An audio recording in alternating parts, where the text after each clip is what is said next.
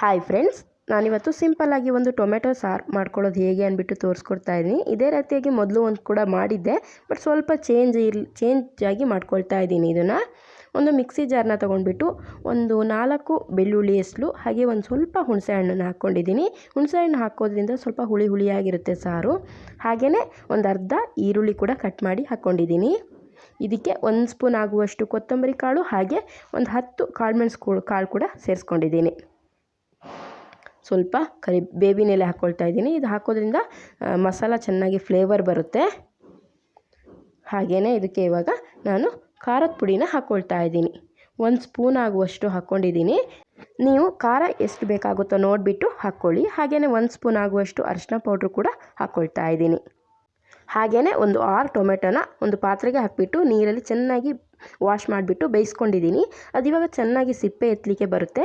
ನಾನು ಪ್ರತಿಯೊಂದನ್ನು ಕೂಡ ಈ ಥರ ಸಿಪ್ಪೆ ಸುಲಿದ್ಬಿಟ್ಟು ಮಿಕ್ಸಿ ಜಾರಿಗೆ ಹಾಕ್ಕೊಳ್ತಾ ಇದ್ದೀನಿ. ನಾನು ಚಿಕ್ಕ ಜಾರ್ ತೊಗೊಂಡಿರೋದ್ರಿಂದ ಫಸ್ಟ್ ಒಂದು 3 ಹಾಕಿಬಿಟ್ಟು ಅದು ರುಬ್ಕೊಳ್ತಾ ಇದ್ದೀನಿ. ಮತ್ತು 3ನ್ನ ಮತ್ತೆ ಒಂದು ಸರಿ ಹಾಕಿಬಿಟ್ಟು ರುಬ್ಕೊಳ್ತಾ ಇದ್ದೀನಿ. ನೋಡಿ, ಚೆನ್ನಾಗಿ ಸಿಪ್ಪೆ ಬೆಂದಿರೋದ್ರಿಂದ ತುಂಬ ಏನು ಬೇಯಿಸ್ಕೊಳ್ಳೋ ಅವಶ್ಯಕತೆಯೂ ಇರಲ್ಲ. ಆಮೇಲೆ ಇವಾಗ ಎಲ್ಲವನ್ನೂ ಕೂಡ ಗ್ರೈಂಡ್ ಮಾಡಿ ಇಟ್ಕೊಂಡಿದ್ದೀನಿ. ಫುಲ್ ಗಟ್ಟಿಯಾಗಿ ಇದೆ ಇದು. ಇವಾಗ ನೋಡ್ಬೋದು ಎಷ್ಟು ಗಟ್ಟಿಯಾಗಿದೆ ಅಂತ ಗ್ರೇವಿ. ಇದನ್ನು ಎತ್ತಿ ಸೈಡಲ್ಲಿ ಇಟ್ಕೊಂಡು ನಾನು ಇದಕ್ಕೆ ಇವಾಗ ಒಗ್ಗರಣೆನ ರೆಡಿ ಮಾಡ್ಕೊಳ್ತಾ ಇದ್ದೀನಿ.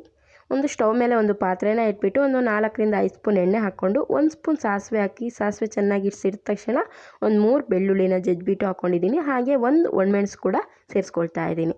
ಹಾಗೆ ಸ್ವಲ್ಪ ಬೇವಿನ ಎಲೆ ಹಾಕ್ಕೊಂಡ್ಬಿಟ್ಟು ಚೆನ್ನಾಗಿ ಒಂದು ಸರಿ ಮಿಕ್ಸ್ ಮಾಡಿಕೊಂಡು ರುಬ್ಬಿರುವಂಥ ಟೊಮೊಟೊ ಗ್ರೇವಿನ ಇದಕ್ಕೆ ಸೇರಿಸ್ಕೊಳ್ತಾ ಇದ್ದೀನಿ. ಚೆನ್ನಾಗಿ ಒಂದು ಸರಿ ಇದನ್ನು ಕೂಡ ಮಿಕ್ಸ್ ಮಾಡ್ಕೊಳ್ಬೇಕು. ಇವಾಗ ರುಚಿಗೆ ತಕ್ಕಷ್ಟು ಉಪ್ಪನ್ನು ಹಾಕ್ಕೊಳ್ತಾ ಇದ್ದೀನಿ. ಹಾಗೆಯೇ ಸ್ವಲ್ಪ ನೀರು ಸೇರಿಸ್ಕೊಳ್ತಾ ಇದ್ದೀನಿ. ನೀವು ನೀರು ಬೇಡ ಅಂದರೆ ಫುಲ್ ಗಟ್ಟಿಯಾಗಿ ಕುದ್ರು ಕೂಡ ಮಾಡ್ಕೊಳ್ಬೋದು. ನೋಡಿ, ಇವಾಗ ಇದು ಕುದೀತಾ ಇದೆ. ಒಂದು ಸ್ವಲ್ಪ ಒಂದು 10-15 ನಿಮಿಷ ಕುದ್ರೆ ಸಾಕಾಗುತ್ತೆ. ನೀರು ನೀವು ಎಷ್ಟು ಬೇಕೋ ನೋಡಿಬಿಟ್ಟು ಹಾಕ್ಕೊಳ್ಳಿ. ಇದು ಇಡ್ಲಿಗೆ, ದೋಸೆಗೆ ಹಾಗೆ ರೈಸ್ಗೂ ಕೂಡ ತುಂಬ ಚೆನ್ನಾಗಿರುತ್ತೆ. ನೀವು ಒಂದ್ಸರಿ ಈ ಥರ ಟ್ರೈ ಮಾಡಿ ಹೇಗೆ ಬಂತು ತಿಳಿಸಿ. ಇದೇನಾದರೂ ನಿಮಗೆ ಇಷ್ಟ ಆದರೆ ನನ್ನ ಚಾನಲ್ನ ಸಬ್ಸ್ಕ್ರೈಬ್ ಮಾಡ್ಕೊಳ್ಳಿ.